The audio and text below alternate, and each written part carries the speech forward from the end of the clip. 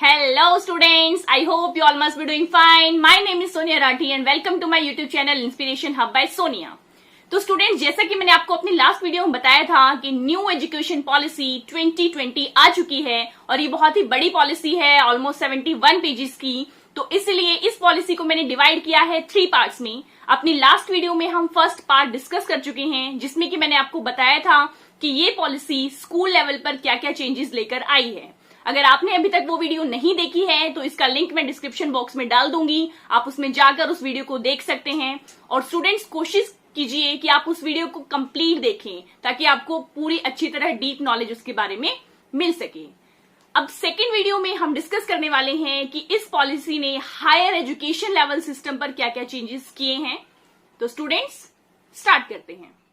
तो स्टूडेंट्स, सबसे पहले मैं आपके साथ डिस्कस करना चाहूंगी एक मेजर प्रॉब्लम जो 12th क्लास के स्टूडेंट्स फेस करते हैं कि उन्हें प्रॉपर यूनिवर्सिटी या कॉलेजेस में एडमिशन नहीं मिल पाता। अगर उनके कहीं ना कहीं 12th क्लास में मार्क्स थोड़े कम रह गए हैं तो एडमिशन बहुत ही ज्यादा डिफिकल्ट हो जाता है।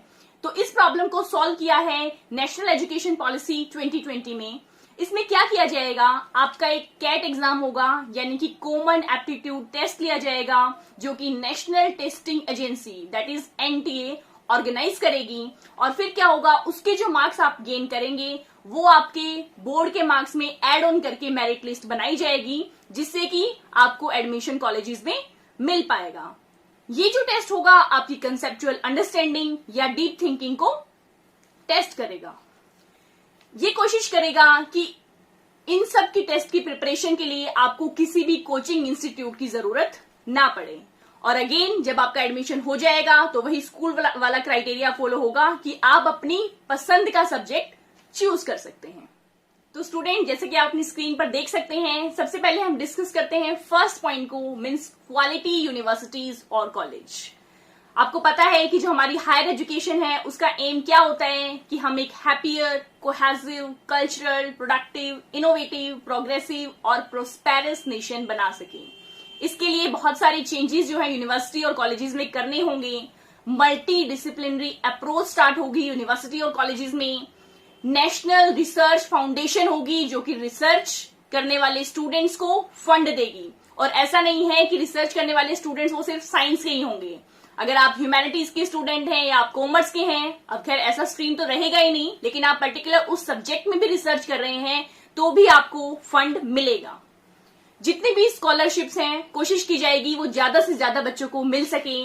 इसके लिए जो नेशनल स्कॉलरशिप पोर्टल प्रोग्राम चल रहा है उसको और एक्सपेंड किया जाएगा। ऑनलाइन एजुकेशन स्टार्ट की जाएगी। ओपन डिस्टेंस लर्निंग प्रोग्राम जैसे स्कूल लेवल पर खोले गए हैं वैसे ही हमारे हायर एजुकेशन लेवल पर भी खोले जाएंगे। और कोशिश करेंगे कि जितनी भी डिसेबिलिटीज हैं, लर्नर जो हैं जिनमें डिसेबिलिटीज हैं, उनकी भी पूरी की पूरी रिक्वायरमेंट्स को फुलफिल किया जा सके। तो स्टूडेंट्स, अब डिस्कस करते हैं सेकेंड पॉइंट को, इंस्टीट्यूशनल रीस्ट्रक्चरिंग एंड कंसोलिडेशन।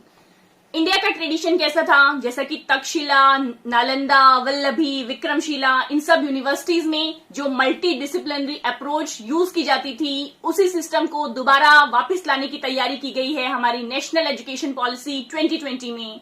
इसमें जो यूनिवर्सिटीज बनाई जाएंगी वो टीचिंग इंटेंसिव यूनिवर्सिटी बनाई जाएंगी, मीन्स जिसमें टीचिंग भी होगी, साथ में रिसर्च लेवल भी बहुत हद तक बढ़ा दिया जाएगा। और आपके जो कॉलेजेस होंगे वो ऑटोनॉमस डिग्री कॉलेजेस बना दिए जाएंगे, जिसमें कि मल्टी डिसिप्लिनरी सिस्टम यूज होगा। अब इसमें एक पॉइंट है ग्रेडेड ऑटोनॉमी का। ग्रेडेड ऑटोनॉमी से क्या मतलब है कि एक क्राइटेरिया जो है गवर्नमेंट फिक्स कर लेगी, उस क्राइटेरिया के अकॉर्डिंग जो है यूनिवर्सिटीज को कैटेगराइज किया जाएगा या कॉलेजेस को कैटेगराइज किया जाएगा, लाइक A+A, B+B। तो एक ऑर्डर दिया जाएगा, लाइक अगर बी की कोई यूनिवर्सिटी है, उन्हें कहा जाएगा कि अपनी इंफ्रास्ट्रक्चर्स को या अपनी एबिलिटीज को इंप्रूव करें और अपने अच्छे लेवल तक लेके आए। अगर वहां तक वो with in the given period नहीं पहुंच पाती है तो उसका एफिलिएशन कैंसिल कर दिया जाएगा, जो कि बहुत ही अच्छी अप्रोच है। बाय 2020 जितने भी हायर एजुकेशन इंस्टीट्यूट्स हैं उसको एम किया जा रहा है कि वो मल्टी डिसिप्लिनरी अप्रोच को फॉलो करें। 2030 तक एटलीस्ट एक multi disciplinary higher education institute हर एक डिस्ट्रिक्ट में या नियर बाय डिस्ट्रिक्ट के कहीं ना कहीं जरूर खोला जाएगा। और जितने भी कॉलेजेस हैं स्टूडेंट्स, उन सब के लिए जो रिस्पॉन्सिबल होगी, उनकी एफिलिएशन के लिए जिसकी रिस्पॉन्सिबिलिटी होगी, वो होगी उसकी जो प्रोस्पेक्टिव एफिलिएटेड यूनिवर्सिटी है। उन्हें रिक्वायर्ड बेंचमार्क जो सेट किए गए हैं वो with in the particular period of time approach करने होंगे ताकि वो अपनी एजुकेशन सिस्टम को इंप्रूव कर सकें। अब बात करते हैं इस मल्टी डिसिप्लिनरी टर्म की जो मैं यूज कर रही हूं कि जो नालंदा, तक्षशिला या जो अब यूज किया जा रहा है कि कोशिश की जा रही है कि वहां तक पहुंचे, तो उसमें क्या यूज होगी? Multi disciplinary approach. इसका मतलब है कि higher learning that offers undergraduate, graduate and PhD programmes. अभी बेसिकली क्या होता है, कहीं पर सिर्फ ग्रेजुएट प्रोग्राम चल रहे हैं, रिसर्च का कोई लेना देना ही नहीं है। तो क्या कोशिश की जाएगी कि तीनों की तीनों प्रोसेसेस साथ साथ चलें और जितनी भी कॉम्प्लेक्स नॉमेनक्लेचर अभी तक हायर एजुकेशनल इंस्टीट्यूट्स का है, जैसे कि deem to be university, affiliating university, affiliated technical university या यूनिटरी यूनिवर्सिटीज, इन सब को कंबाइन करके सिर्फ और सिर्फ यूनिवर्सिटी बोला जाएगा। इन सब क्राइटेरियाज को हटा दिया गया है। तो स्टूडेंट्स, नेक्स्ट पॉइंट जो इस पॉलिसी में दिया गया है that is towards a more holistic and multi disciplinary education. Means जो हमारी बाण भट्टा की कादम्बरी में एक्सप्लेन किया गया है कि 64 कलास या आर्ट्स, उन सब की नॉलेज स्टूडेंट को होनी चाहिए, ऐसी अप्रोच इस पॉलिसी के द्वारा लाई गई है।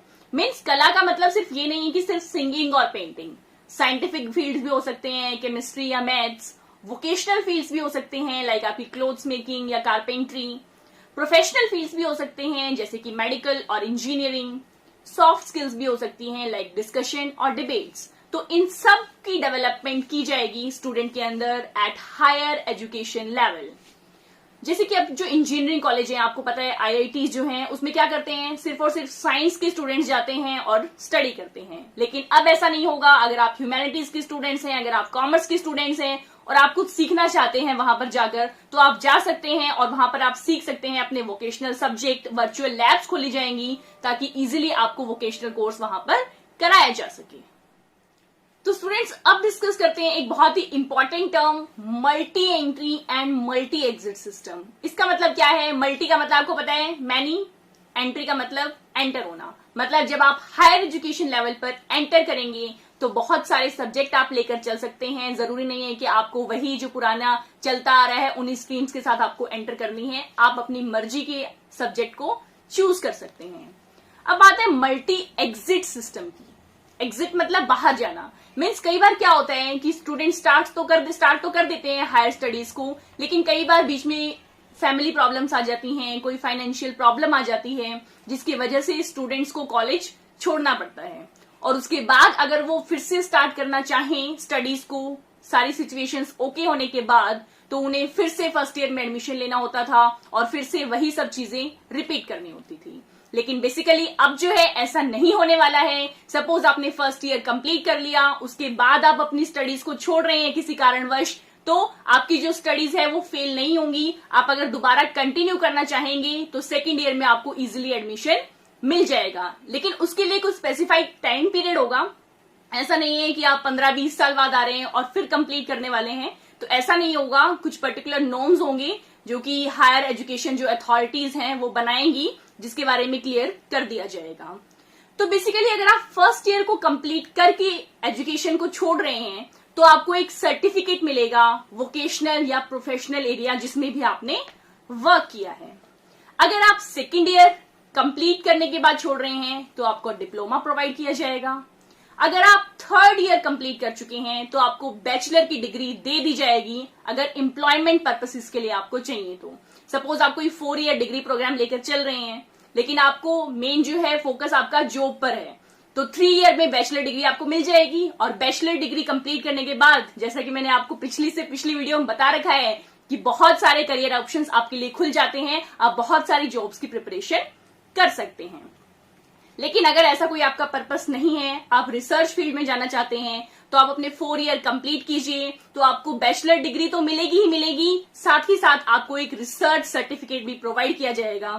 तो ये उन स्टूडेंट्स के लिए फायदेमंद होगा जो कोई ना कोई प्रोजेक्ट करते हैं अपनी एजुकेशन के दौरान। तो इसलिए आपको इजिली रिसर्च सर्टिफिकेट और बैचलर डिग्री साथ के साथ मिल जाएगी। अब एक बहुत ही अच्छी अप्रोच है students, ABC means academic bank of credit. हाँ जी स्टूडेंट, जैसे कि बैंक्स में आप क्रेडिट डिपॉजिट करते हैं और वो क्रेडिट आपके पास सेफ रहता है अगर आपको कभी फ्यूचर में चाहिए होता है, तो ऐसी ही पॉलिसी अब एजुकेशन सिस्टम में भी आ गई है कि सपोज आपने कोई प्रोफेशनल कोर्स साथ में कर रहे हैं, सपोज जैसे कि मैं केमिस्ट्री में सब्जेक्ट में अपनी अंडर ग्रेजुएशन कोर्स कर रही हूँ और साथ के साथ मुझे सिंगिंग में भी इंटरेस्ट है, तो मैं सिंगिंग का भी कोई प्रोफेशनल कोर्स या कोई वोकेशनल कोर्स साथ के साथ कर रही हूँ, तो क्या होगा, मेरे वो जो भी क्रेडिट है वो मेरे एकेडमिक बैंक में स्टोर रहेगा। मीन्स जब मैं बैचलर डिग्री अपनी कंप्लीट कर लूंगी तो मुझे साथ के साथ उसका सर्टिफिकेट भी दिया जाएगा।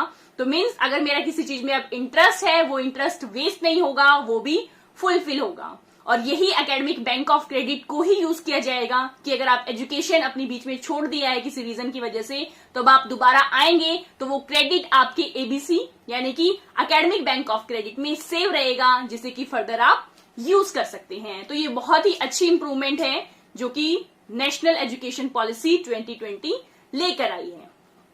तो नेक्स्ट पॉइंट स्टूडेंट्स आप देख सकते हैं, फ्लेक्सिबिलिटी इन मास्टर्स प्रोग्राम। ये भी बहुत अच्छा पॉइंट है जो कि नेशनल एजुकेशन पॉलिसी 2020 लेकर आई है।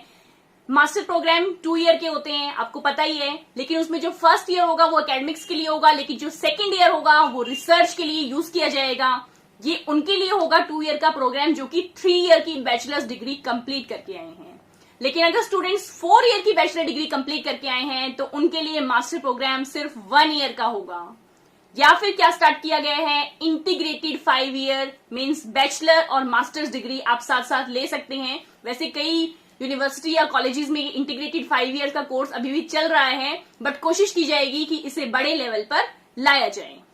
अब पीएचडी के लिए क्या होता था कि मास्टर्स डिग्री जो है आपके लिए कंपल्शन होती थी, लेकिन साथ ही साथ अगर आप अपने 4 ईयर बैचलर डिग्री भी कर रखी है, मींस आपके पास सर्टिफिकेट कौन सा होगा, आपका बैचलर का भी और रिसर्च का भी, तब भी आप पीएचडी कर सकते हैं। मींस एमफिल करना अब जरूरी नहीं होगा।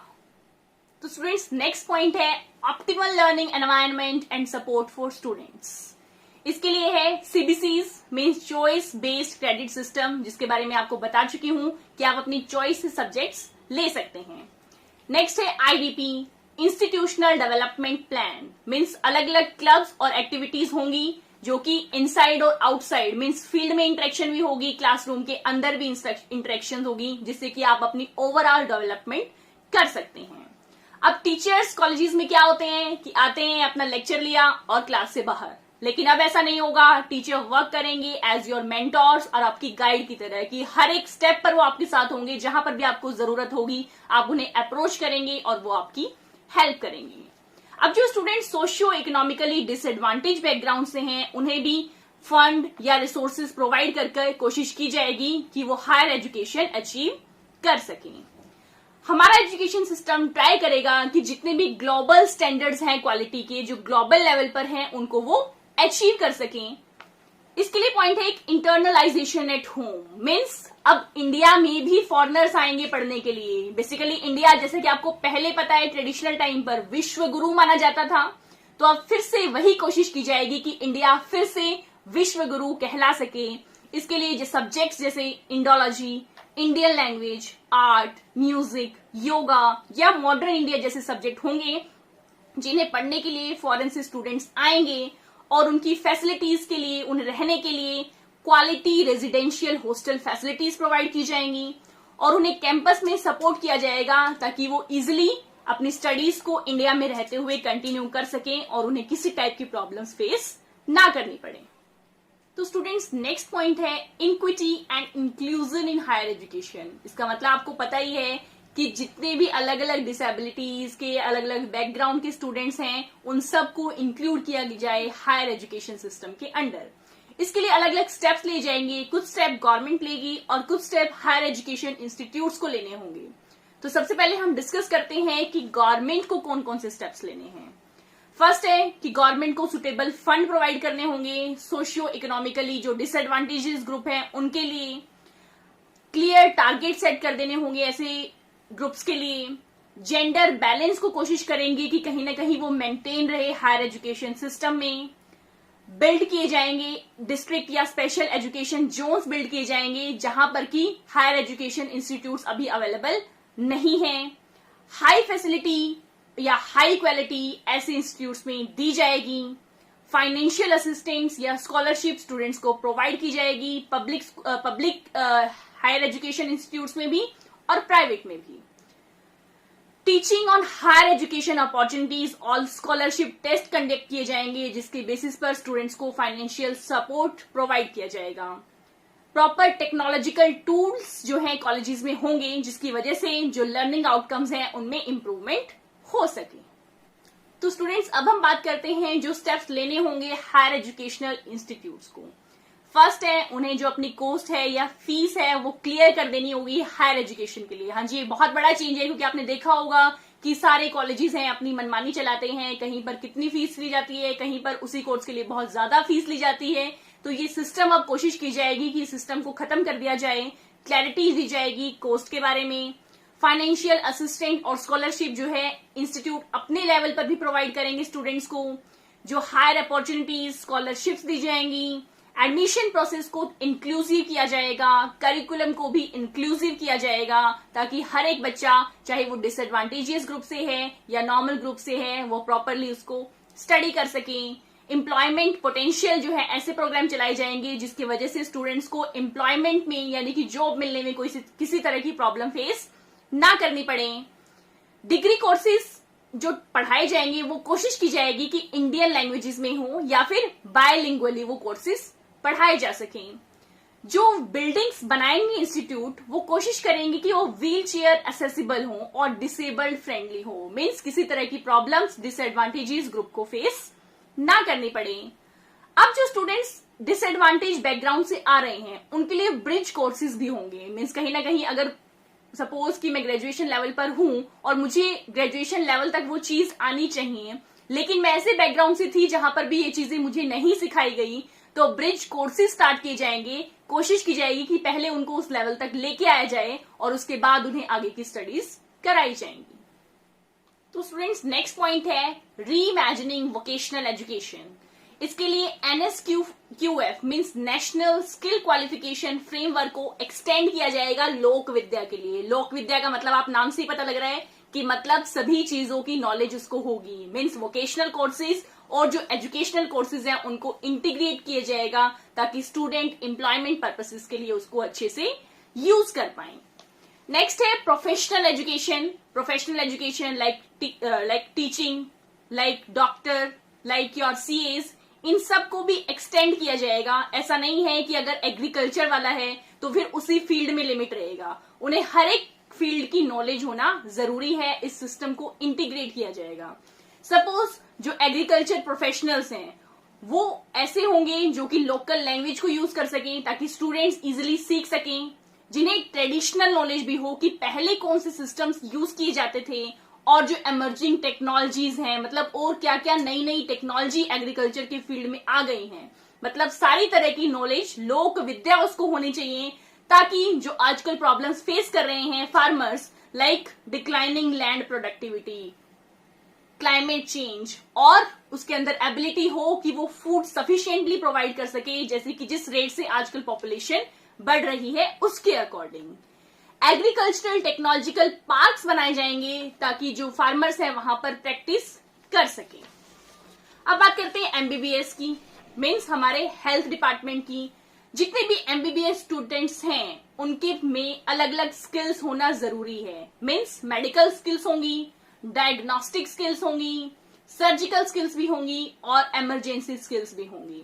एक नेशनल एक्रीडिएशन बॉडी सेट की जाएगी नर्सिंग के लिए। नर्सिंग में भी कोई पर्टिकुलर एज सच ऐसा नहीं होगा कि एक ही चीज के बारे में पता है, उन्हें अलग अलग फील्ड की, मीन्स अपने हेल्थ डिपार्टमेंट में अलग अलग फील्ड की नॉलेज होना जरूरी होगा। Integrative health education system define करेगा कि जैसे कि एलोपैथी का कोई स्टूडेंट है लेकिन उसे आयुष के बारे में भी नॉलेज होनी जरूरी है। Ayush means Ayurveda, yoga and naturopathy, यूनानी, सिद्धा एंड होम्योपैथी, या फिर वाइस वर्सा कि अगर कोई आयुष का स्टूडेंट्स है तो ऐसा नहीं है कि उसे एलोपैथी के बारे में कुछ भी पता ना हो।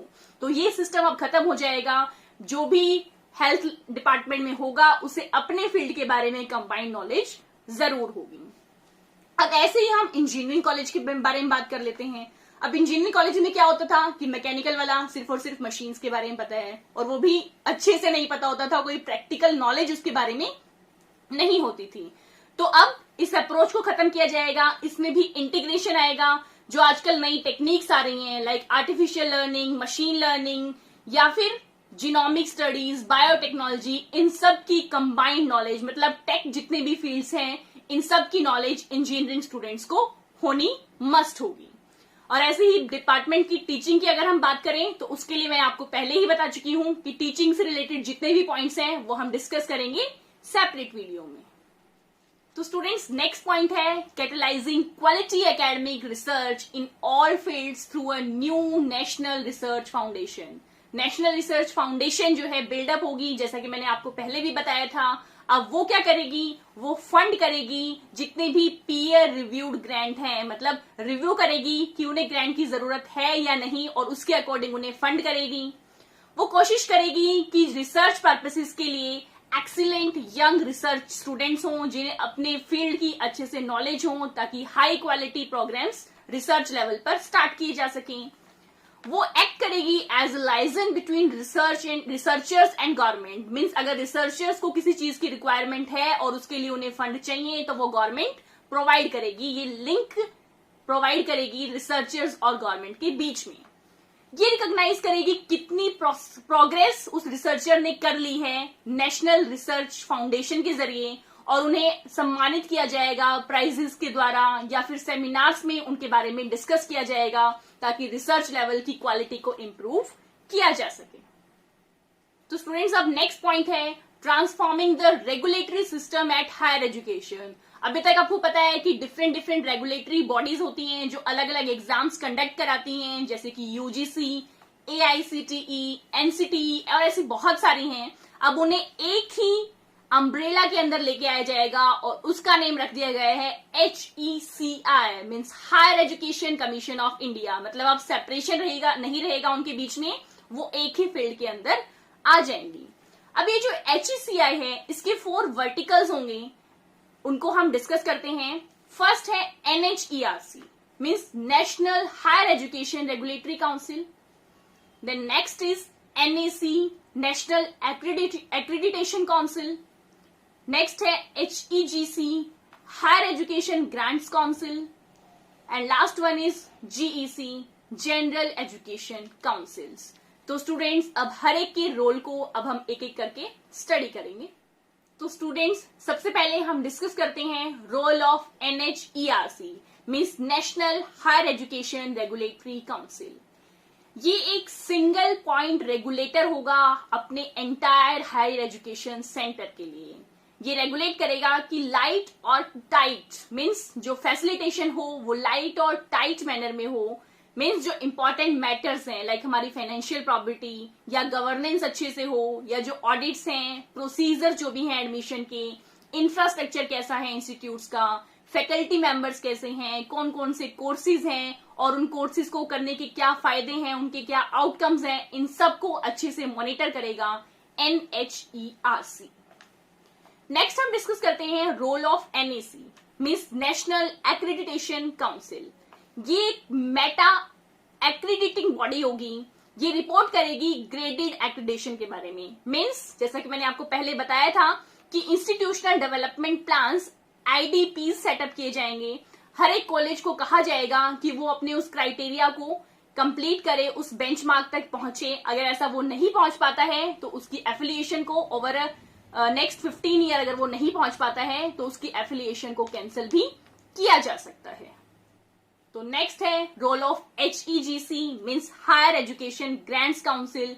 मीन्स फंडिंग, ग्रांट से क्या पता लग रहा है कि फंडिंग होगी, फाइनेंशियल सपोर्ट प्रोवाइड किया जाएगा। पहले चेक करेंगे कि वो जो IDPs प्रिपेयर किए गए हैं, जो प्लानिंग प्रिपेयर की गई है, वो इंस्टीट्यूशन फॉलो कर रहे हैं या नहीं कर रहे हैं, और अगर फॉलो कर रहे हैं तो कितनी प्रोग्रेस उनकी हुई है, इस अकॉर्डिंग उनको फंड्स प्रोवाइड किए जाएंगे, इस पॉलिसी को इम्प्लीमेंट किया जाएगा।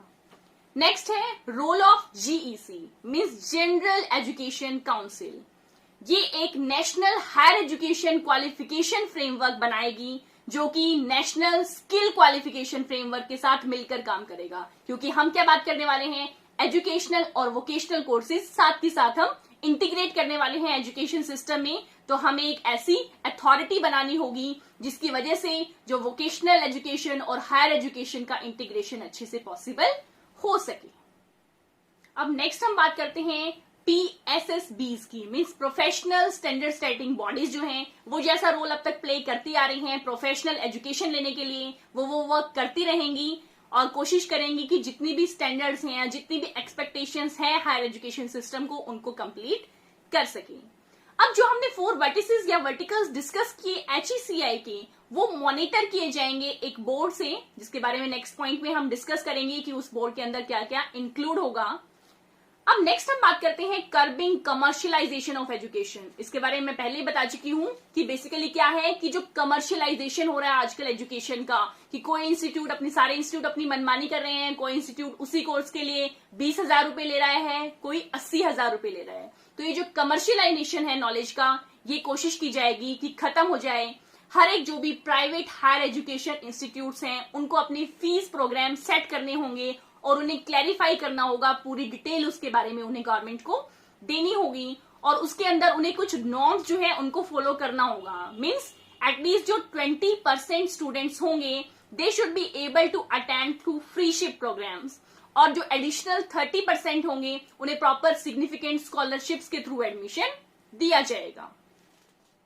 तो स्टूडेंट्स लास्ट पॉइंट जो है वो है effective governance and leadership for HEIS। जैसा कि मैंने अभी आपको बताया था कि एक प्रॉपर बोर्ड बनाया जाएगा जो कि इन सबको सीन करेगा कि ये कैसे वर्क कर रहे हैं।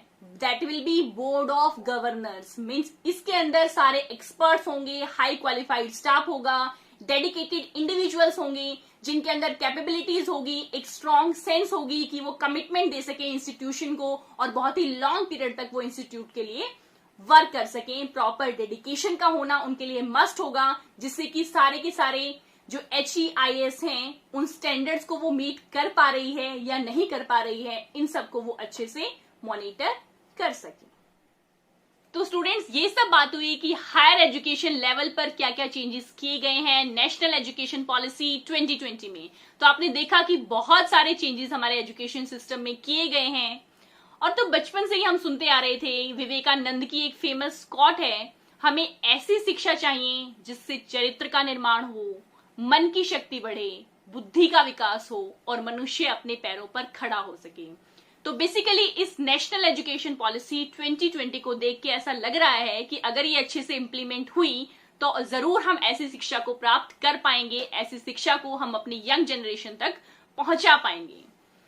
तो अपनी नेक्स्ट वीडियो में मैं आपको बताऊंगी कि टीचिंग फील्ड के लिए यानी कि टीचर्स के लिए नेशनल एजुकेशन पॉलिसी क्या क्या चेंजेस लेके आए हैं, उन्हें क्या क्या स्किल्स डेवलप करनी होंगी, जो एग्जिस्टिंग टीचर्स हैं उनको अपने अंदर क्या क्या चेंजेस लेकर आने होंगे। Till then, stay safe, stay home, keep watching.